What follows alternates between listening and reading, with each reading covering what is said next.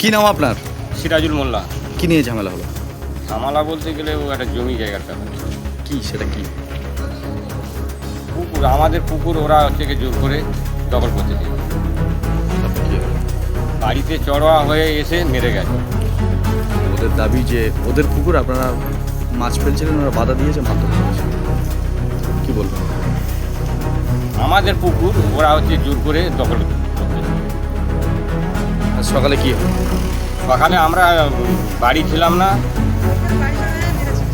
ও বাইরে থেকে এসে মোটামুটি বাড়ি চড়া হয়ে মেয়েদের মেরেছে। আপনাকে তো মারলো তাহলে? আমাকে অনেক পরে, 15-20 মিনিট পরে ওরা রাস্তায় সকলের সামনে পড়ে।